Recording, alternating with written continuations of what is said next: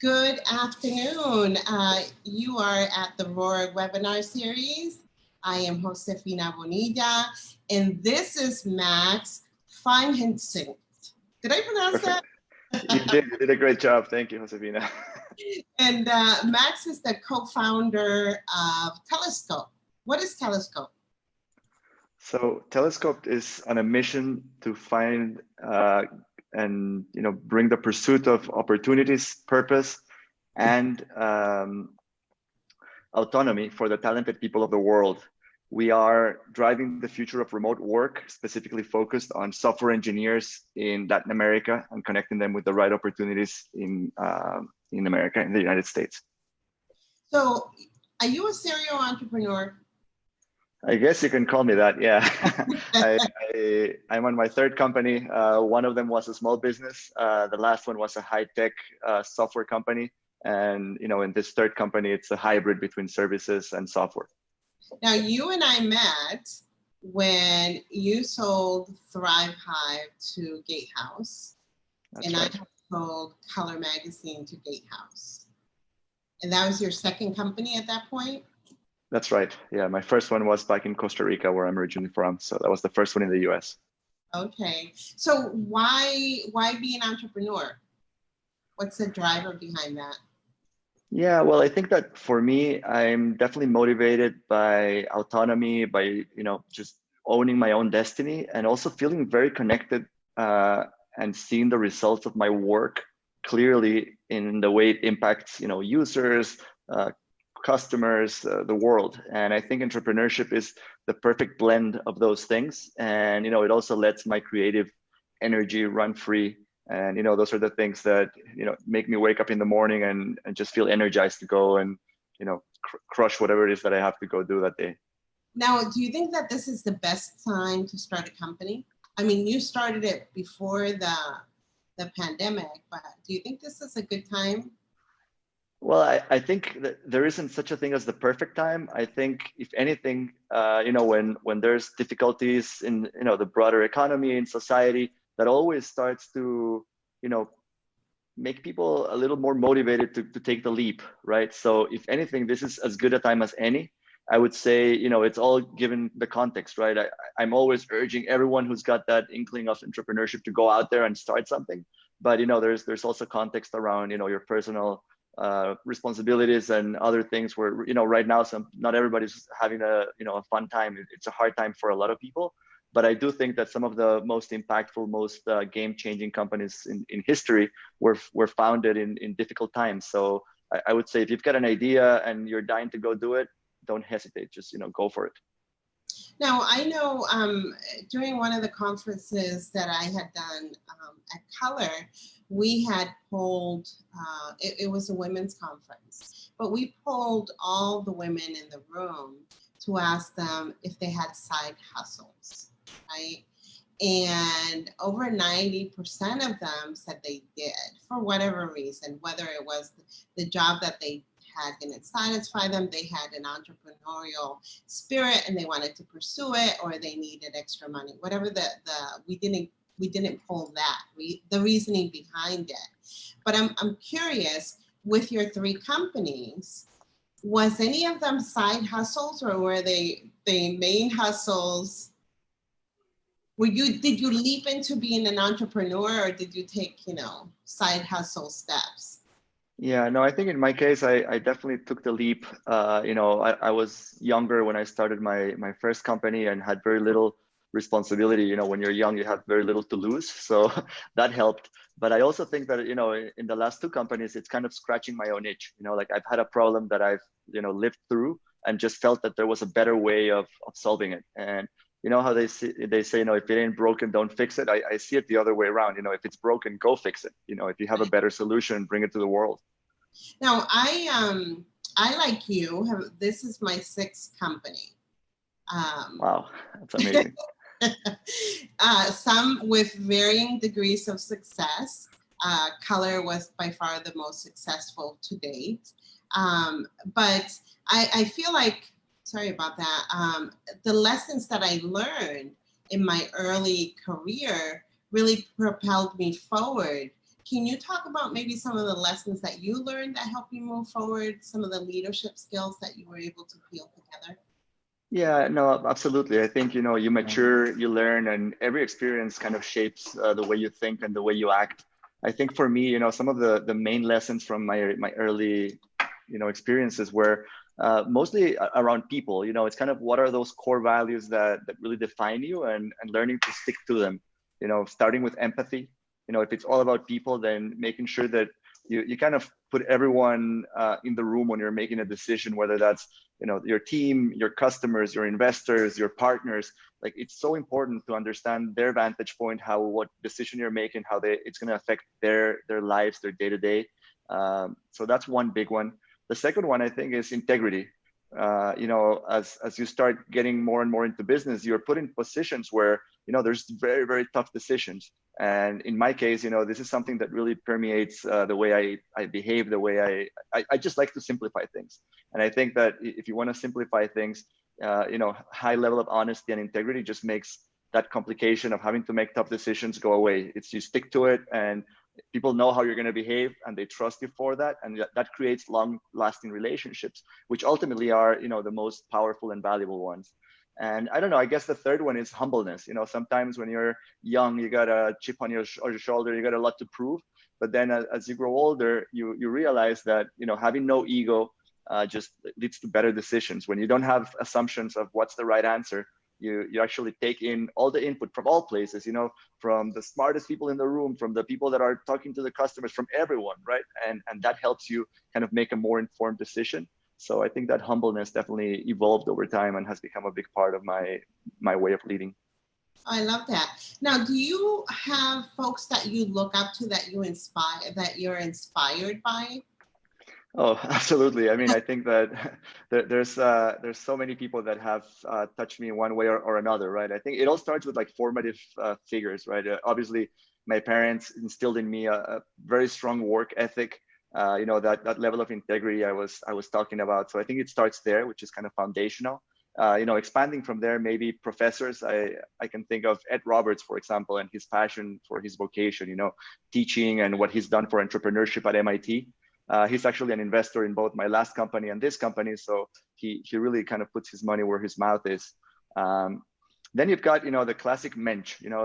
We've got an investor whose name is Arthur Epstein. And that line, it's all about people. It comes from him. He's, very successful entrepreneur. He started his career many, many years ago. Now, he's kind of retired, but the amount of charitable work that he's doing, and how much, every time I talk to him, his first line out on the phone is like, how are your people? How's your team doing? How can I help you? So very, very true to that, kind of idea of making it all about people. And then maybe the third person that I think, is an inspiration is that almost within reach, successful, role model. I can think of, for example, in Boston, we've got David Cancel with his company Drift. It was recently featured in Forbes, and him and his co-founder, both Latinos, self-made, and really, again, super incredible work ethic. They are walking the walk and doing all the right things to build a large company, but they're also very much in tune with what's going on in the world, giving back and having an impact, beyond just the day-to-day, the work and the amazing company that they've built. So I think those are like the three different profiles that are, very inspiring to me. Yeah, I have to say that, when I think about people that inspire me, it goes from different levels of career success, right? Some people that I've been so impressed with are very humble. They're not egocentric. And when you look at their background, it's really impressive. And that to me is inspirational, because you do want to be successful, but it's so great not to feel like you have to put that coat of success on all the time. Yeah, no, I agree 100%. And thank you. I mean, I think that in the end, we're all just people, and everybody's got, their passions, and they're trying to do their best. And if you can get in tune and really, like, it's empathy, in the end, if you can really get in tune with whoever it is you're talking to, it just changes the conversation to a much more meaningful, like a deeper level to a certain extent. No, I agree with you. Let's talk about, I think that, I start my day a certain way. I go for a walk. I try. Now, this has not always been the case. My habits and rituals have changed. Some of my upbringings and the things I did when I was growing up are kind of coming full circle because I now do those same things. For example, when I was little, my dad used to go out for walks every morning because it was his time to think about things, right? And to conceptualize on what his day was going to bring. So I have found myself doing that in the recent past. Talk to me about some of your rituals, habits. Yeah, so maybe we can start with my daily ritual, which is something we've adopted at our company. So all of the team does it, and it's a check-in, check-out ritual. So in the morning, first thing we do is check in, and it's actually something we took from the agile software development world. It's kind of letting your team know, like, hey, I'm here, I've started, and this is what I'm going to be working on. Now, the interesting thing is that it's paired with a checkout, which is something that we included, and it's kind of like our own creation. And we felt that, especially in a remote setting, having this idea of like, I'm available, I'm here, I bring in my full self to the company. And by the way, within that check-in ritual, there's also a little bit of social sharing. How am I feeling? Am I frustrated? Am I happy? Am I energized? Am I excited about, I'm having a talk with Josefina today. So those things are shared there. And then at the end of the day, we actually have a checkout. So that's like a pairing of, okay, I'm in, but also at the end of the day, it's like, I'm checking out now, work is done. I'm going to close my laptop and maybe, get a book that I'm going to read, go for a walk, that sort of thing. So that's one of the things that I do, which I think is, I'm very religious about it. On a more personal level, I took up meditation maybe like 5 years ago. So, before I even get started with my day, I try to take, 15 minutes or so to meditate. I will be honest, I've been faltering a little bit over the last few months with everything that's going on, but I still consider it part of my daily rituals. And that's the interesting thing, once you've got one of these rituals set in, you can have, a couple of, tough weeks where you can't get to it, but it's still there. It's one of those habits that it's just, deeply ingrained. So that's another one that I think I really believe in. And then in terms of the company, I like cadence and rhythm. So that daily check-in, check-out, we've got like weekly meetings, and as the company grows, having monthly, quarterly, that cadence helps kind of ensure there's strategic alignment, make sure everyone's on the same page, and kind of keep things humming. As the company grows, I think those they just become critical. No, I agree with you. Now, how do you do that when you are all remote workers? Well, it's funny that you ask. Well, we started doing all of those check-ins and check-outs on Slack, realized that that was just not the right forum. So the first tool that we're building, and we're actually using it ourselves and with some of our clients, is what we call a social stand-up. The way it was best described is, imagine you've got Slack and Instagram, and they meet at the center. So it's a place where you do your asynchronous check-in. You kind of post what you're working on. You have a space to post some photos. So if I went on a nice hike, a bike ride, I can put that photo there, and then my team can see kind of what I'm up to. And then the other ones really happen like this, in video conference. We've got tools like Tandem, which we really like, and those just like a one-click, I can talk to anyone on my team. But yeah, so it's just using the standard, Zoom, Google Meet, video conference to make those happen, but always with a screen share. And when we're in a meeting, everybody brings their full attention. It's not like I'm doing 10 other things and trying to check this other email on the side. We really focus on having very few meetings, but the ones we do have, you want to be present, and your full self should be there. There was and this is off topic a little bit, but not. There was a commercial that I saw recently, and I don't even remember what the brand was.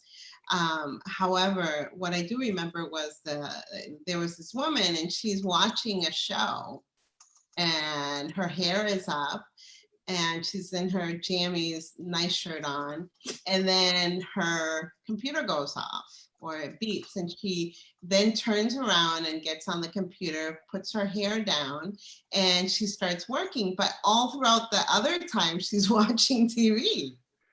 Yeah, I just, I don't believe in multitasking, to be honest. I don't think as humans we're able to do it. So if I'm doing something, I stick with it and try to be as focused as I can. And I also understand that you cannot be fully focused for, all day, like it's impossible. But, if you have like these little spurts of very deep focus, it's just so helpful to be productive. I totally agree with you. The reason I bring it up is because a lot of the naysayers regarding the remote work is the image that they have of people working from home. But that's really not the case anymore, because we are very focused. I know when I'm working, I am completely, although I'm not talking with people all day, there's things that have to be done in order for you and I to have this conversation. Yeah, I think a big part of this remote work setup is, discipline is critical, process, communication, over communicate, and also just like, you gotta evaluate people on results, right? If somebody's doing their job, that's what matters. If they want to go walk their dog for an hour, you shouldn't care. I mean, they're owners of their own time, and if you've got responsible, high performing people on your team, they will be able to accomplish the outcomes that you're looking for, and that's what you should be measuring to see who's successful, who should be promoted, who should be praised, and so forth. And how often do you find yourself praising your team? Very often. So actually, one of the things, I mean, we're a small team, so it's kind of a little funny that I answer that way, but we do. I think that even on a small team, it's kind of part of the culture you want to create from the beginning. But praising people, especially in a remote setting where you don't find people on the water cooler to just give them a high five or whatever. It's important. So we actually have a Slack channel specifically designated for praise. And that's where like all the kudos, hey, awesome, we did this release, we launched this thing, we had this webinar, and that's kind of where we celebrate some of those small successes, and always tied back to our core values, which is also interesting, right? We want to make sure that we're living through those core values that we set off as the guiding posts for the company. And again, another off topic, but I was thinking about, where there's an opportunity to create that sense of the water cooler, where you can go and and not even have office hours, but something like that you can know that you're going to be in this room and somebody can come in and out and have conversations with you, right? Do you guys do that in your space? Yeah, we do. I mean, there's two ways that it happens. So one way is, I mentioned this tool Tandem. So Tandem has actually a water cooler channel where you can just drop in there, and if somebody sees you there, they can, if they have 5 minutes, they can hop in. And the idea is like there's no structure. It's completely on your own time. If you just want to hang out and maybe I just finished this thing, put it down. I want to just chat about lunch, whatever it is. So that's one way we do it, and that's more like ad hoc. It just kind of happens. The other thing is, we have like 2 or 3 meetings that are like religiously scheduled. Everything else, we don't do a lot of meetings. We don't believe in meetings as productive work. It's more like, you do your work, communicate asynchronously. But when the ones that we do have, one of them is a social meeting. So, every week we get together for happy hour, and, you can get a beverage, or, if you don't drink, just hang out with us. And we just talk about anything outside of work. We actually don't like to talk too much about work at that time, but sometimes it does happen. Like, hey, I had this awesome idea, or I saw this product that I think we should try out or use, and so it's just a very nice way to diffuse the whole serendipity that happens within the office. No, I love that. I love that. When you're thinking about, I mean, you've been pretty successful. When you think about success, what does that look like for you? How would you define it?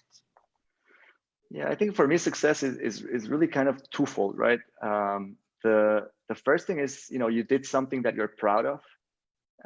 You want to tell your family, your friends, that's like the first element of success. The second one, I think, is related to impact, right? Why are you proud of it? Because you have a positive impact in the world, in society, in those around you, in your community, in your customers, whatever it may be. I'm a huge believer in creating value. But any company, anything that I'm involved with, whether it's a company, I don't know, outside activity that I'm a part of, it's all about creating value and positively impacting people's lives. Now, when you're thinking about the things that you've done in your recent past, or maybe not so recent, but what have you been the most proud of? It's interesting. I think that, I'm very proud of our last company, Thrive Hive, and what we accomplished. I think that our mission, was something that was very close to my heart. We were helping small business owners realize their dreams. And I was a small business owner. So my first company, I struggled with marketing. I had no idea about what this digital marketing world was, and being able to put together a tool that helped those people. And we helped thousands and thousands of small business owners. So I think the impact we had on their livelihoods was incredible. But then after the fact, and, probably, part of that maturing and growing up, I realized how many people we touched outside of our customers.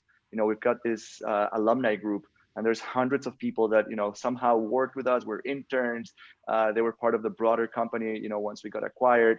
And I just feel like, there's that sense of camaraderie and friendship that was created. So we built lasting relationships, but also we changed the trajectory of many of these people's lives. I remember, hiring somebody out of school, and, now after having that experience at Thrive, I've seen them, in other companies and growing. It's just so fulfilling. So I think I'm really, really proud of that, result success with my last company. And I'm incredibly excited about the mission that we're after, with this new company, just because it's, so close to, home, basically. I'm having an impact in my country and hopefully the region, which, is something that is very important to me. Well, I love it. Are you only focused, and I shouldn't say only, but are you focused in Latin America, or are you also focused on Latinos in the US? It's a good question. So actually, focus, right? So as a small startup, we're bootstrapping, resource constrained, and we need to be like super, super narrow. So right now, what we're doing is connecting companies in the United States, so technology, tech startups, with engineers in Costa Rica specifically. So right now we're only in Costa Rica. That's where I'm from. Our hope is to go beyond Costa Rica into the rest of the region, Central America, and then hopefully into Colombia, Peru, Ecuador, South America as well. And eventually, take over the world kind of thing.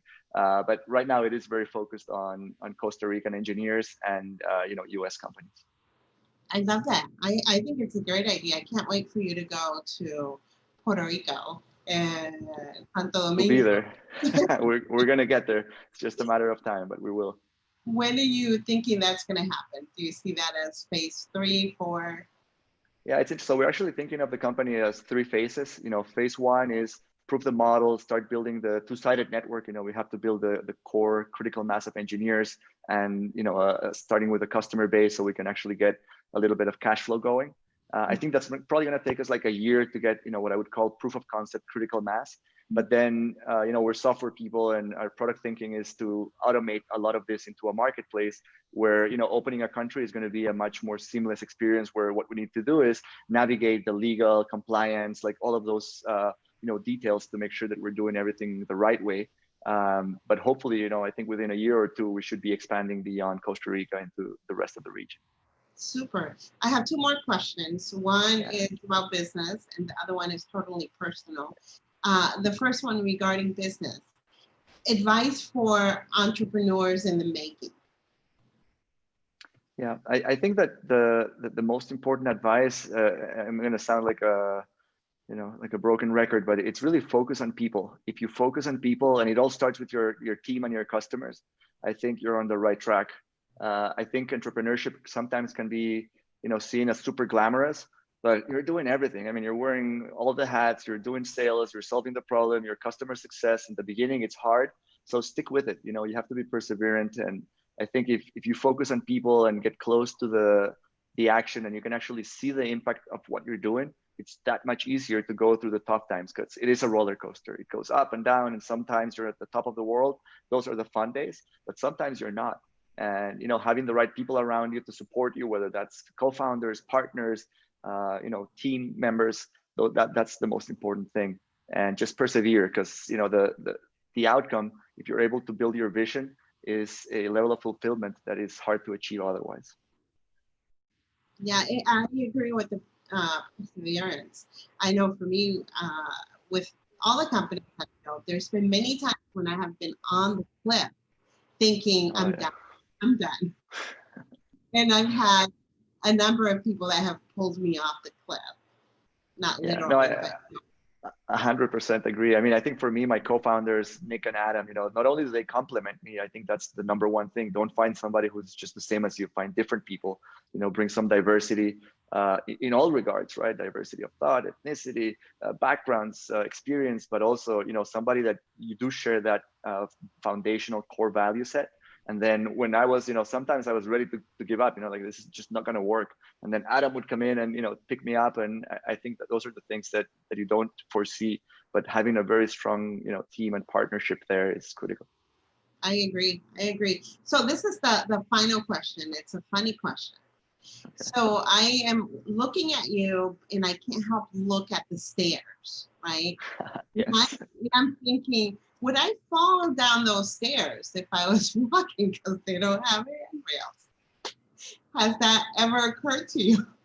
It has not, actually. I'm currently in Costa Rica, and I love this place because it's just so open, and I think the guardrails are one of those things where I like to say, move fast and don't break things. So a little bit of risk in life is always good. Yes, absolutely. Well, listen, Max, thank you so much for being on the Roar webinar series. It has been great. I wish you tons of success, and I look forward to reading about you in the future. Thank you so much. This has been great. I enjoyed the conversation, and I salute you for all the work that you do in bringing all these different perspectives and people together. I think it's an awesome cause. Thank you, Max. Talk soon. All right, take it easy. Bye-bye.